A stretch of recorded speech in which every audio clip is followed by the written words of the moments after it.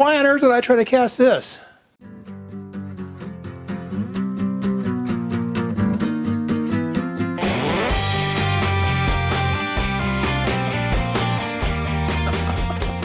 I'm going to tell you. So I know I keep talking about casting a bell. And I know at some point someone's going to say, shut up and cast the stupid thing. I'm not ready. I'm not ready to cast it yet because I got some concerns and I got to figure some stuff out, I think, before I want to go full force into this thing. The first one is how to get it filled. Most guys, when you watch bell making, they fill from the top, right? They put their bell in, they make sometimes a very elaborate mold, but they fill in the water, the metal all runs down and just fills back up to the top. Well, I know that that's prone to start doing all kinds of mean, awful things to the metal. You know, entraining metal into air into it. You're getting who knows what kind of turbulence at the bottom and is coming up. And I want to try to do it from the bottom up, fill up if I can. And here's the other thing. You know, water seeks its own level, right? I could have a bucket of water in a little tube, and they will always, the two water lines will be level. And I'm thinking, well, it seems to me molten aluminum should be the same way. I could be wrong. So here's what we're going to do. I'm going to cast this thing twice. I'm going to try to cast it twice anyway. First one I'm going to cast with a single runner into the bottom and just see if it will fill around and fill up. Then I'm going to do two runners, one on either side. Each side, not either, each. One on each side. We're going to run it in and see how that fills and see if it does any better. So let's get the first one rammed up, get her poured. All right, so I'm going to put my part in my cope. So we're basically just going to fill the flask. We're going to fill the drag with sand and level it off, and then I'll put the cope on top and I'll ram up the part in the cope.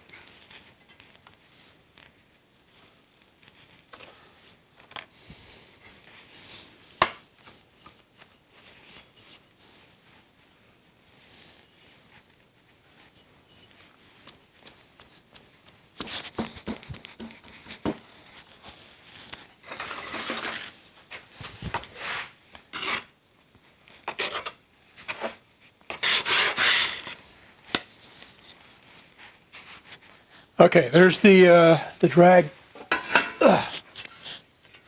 all rammed up. I'll put our cope on. So I'm going to put this, I don't know, I guess there. And what I'm going to end up doing is, I think I'm going to put a runner in the drag once it's all done. That'll come across this direction. And then we'll put the gate into the cope, and we'll come in into the side of the part. So I'll just put my sprue kind of over here.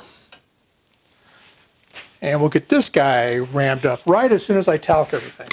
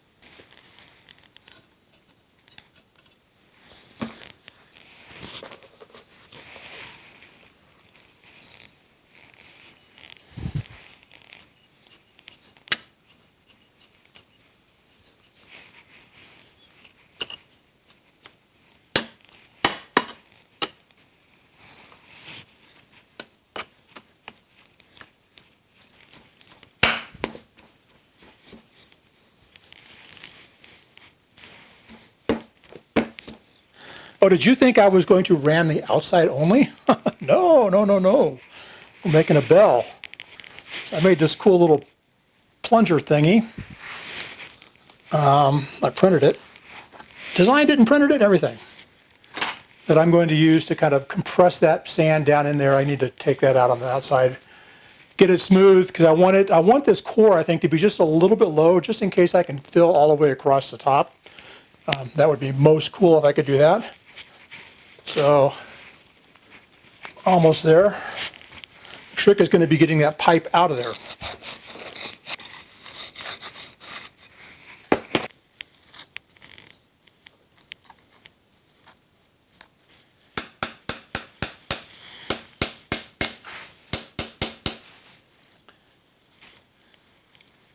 Ooh, that's a good sign.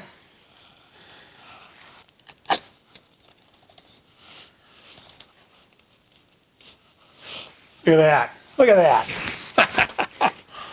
The trick is going to be putting that guy, the cope, well, first is going to get this cope off of here without it collapsing. That'll be the first trick. All right, so I didn't put this where I wanted it. I really wanted my basin on the other side, but it's going to be over here, I guess. It's easier for me to see when I pour over. Yeah.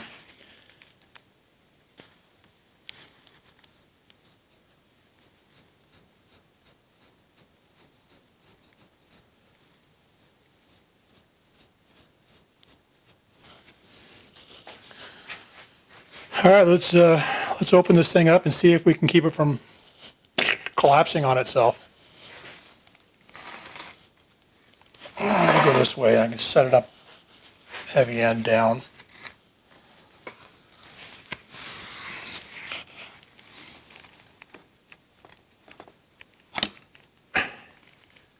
And then don't hit the core. Oh, man, we may pull this thing off yet.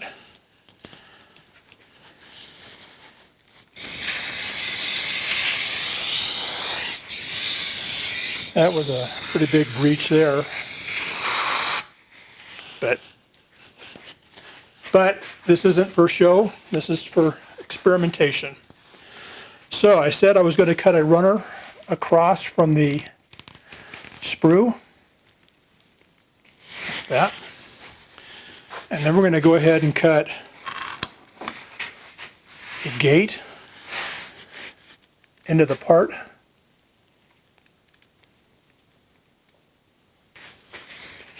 Like so.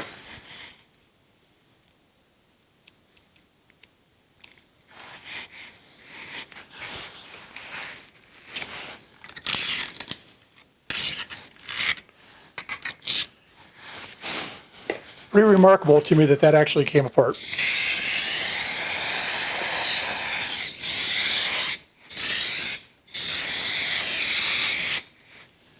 Now, can we get it back on? Man, I hope so. I hope so.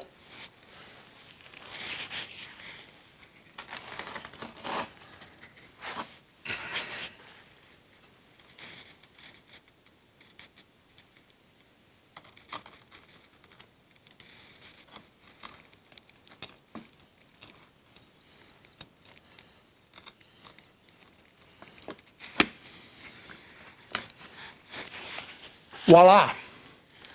Now let's go ahead and melt the metal and see what happens. I got the camera positioned so hopefully we can all see how it fills. Hope I got enough metal in here.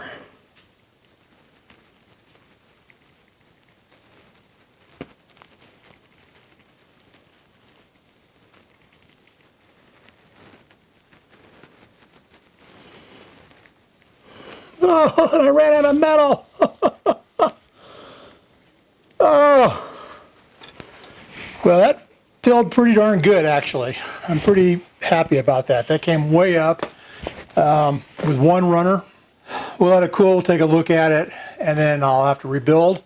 Do the same thing again, only with, we'll have gates coming in from the sides this way. Put our runner come this way, our gates come around into the side. Okay, we're still pretty warm, but I'm going to open it up anyway. See if we can't see it together.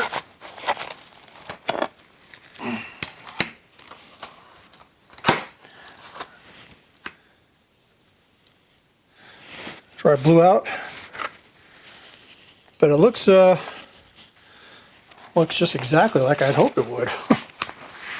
Not how I expected, but what I hoped. All right, I washed it. I cleaned it all over with water. I cooled it off, and so I can touch it.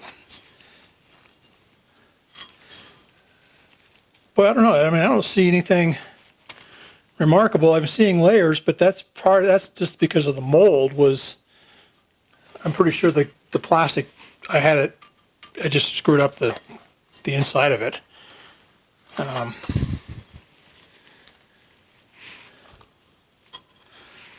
It is interesting that there are layers all the way up on the inside and outside. I don't know if that's an artifact of the mold or if that's an artifact of the pour. This is interesting to me as well. As a bell,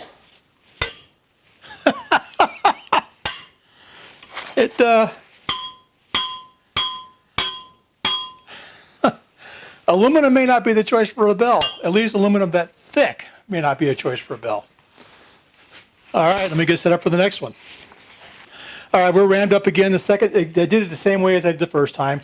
The only difference is the sprue is here because I'm going to have my runner come this direction, and then I'm going to cut gates into the part. I'm probably not going to be able to get it all the way around to the side, but I'll come up 2/3 of it or more. Just to prove to you, this is the second pour. Not the same one all over again. Oh. All right, I got to show you this. I don't think I had the camera turned on. Put my runner across the bottom, and I'm going to put 2 gates into the side.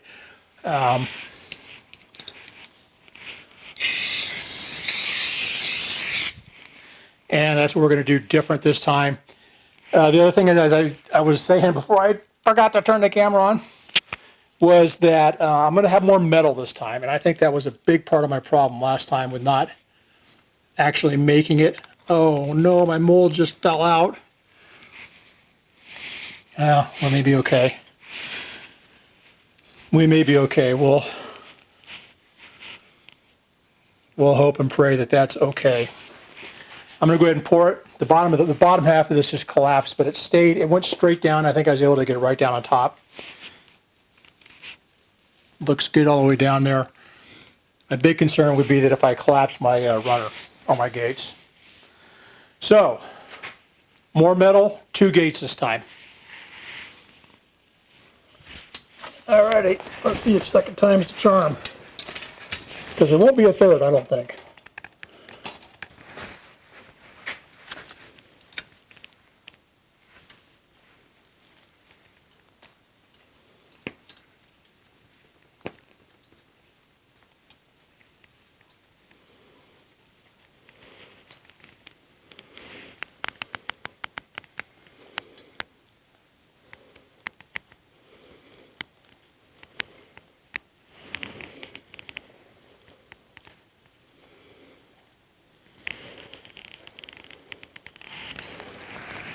Look at there.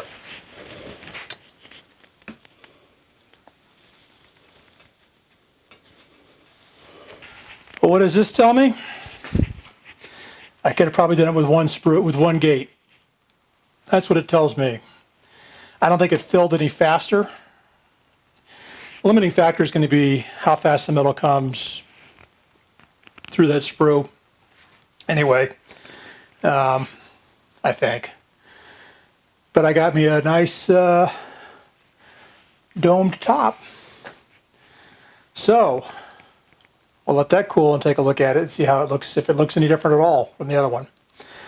The other thing it tells me is it does seek its own level, just like you would expect, right? I mean, it's a liquid. It should seek. These two should be level, right? Independent of how much volume is in one or the other, they should stand up to the same level. So if I got metal to the top here, I should get metal to the top there, which is good for me to know because that tells me I can have my bell come up very close to the top of the sand in the cope and still be able to fill. Now the big question for me is, again, now I guess I got I got quite a bit of distance on my, where is it? Let's do it over here so you can see it. I got quite a bit of distance on my sprue. So I still got room. I can make a taller cope, and I can make do a taller pour. Let's open it.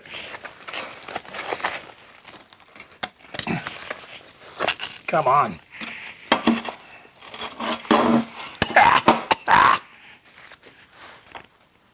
Fascinating. Probably because it was too hot. That had to be the smokiest part I've ever done. Crazy smoke. It's still smoking like mad. Here it is. Here's it's all wet because I washed it off. Here's the fill. Interesting stuff that happened here. That's where the mold broke. Right across there. Remember I told you it broke? Well, it collapsed down and I pushed it back down.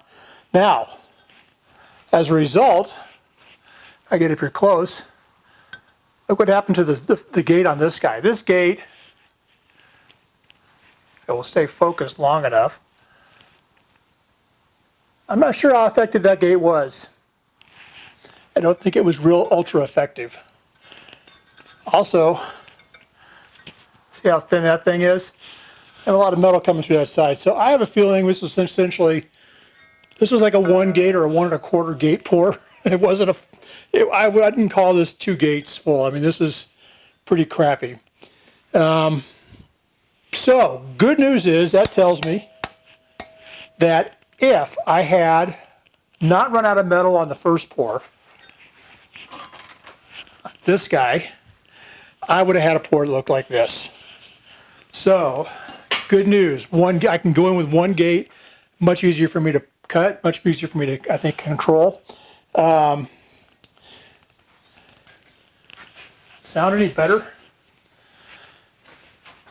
Let's see if I were to do it this way. Now, probably not fair because I've got to deaden it right there on those guys.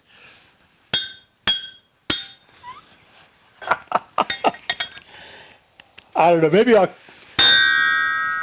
Oh.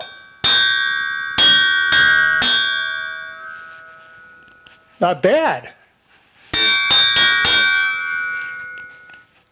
There is a bell in my future. So let's go back to this guy because the sprue on this one, they look the same. I wanted you to pay close attention here. I didn't pour from the top. I didn't fill from the top because, quite frankly, that's the easy way to do it, but I don't think that that's the right way to do it. I filled from the bottom. I still managed to even put a runner below my gate. So I have it filling this way. Gate came in from the side at the very bottom of the part. It flowed in and it filled. This little sprue, see how little sprue? Filled this guy all the way to the top. Had I not run out of metal, I truly, truly believe I'd have had that going on. So there you go. Deal with that. We are now a huge step closer to a bell. The hardest part for me to do a bell now, I think, is going to be making the pattern. And I got to make new boxes because I got to get a taller box. Otherwise, I'm going to have a bell that's that tall. Which may be okay, but it seems kind of, you know, I go to all the trouble to make a bell when you're only going to make a little bell. So I'm going to try to make a bigger bell. Questions I have is, what if I wanted to go like this deep?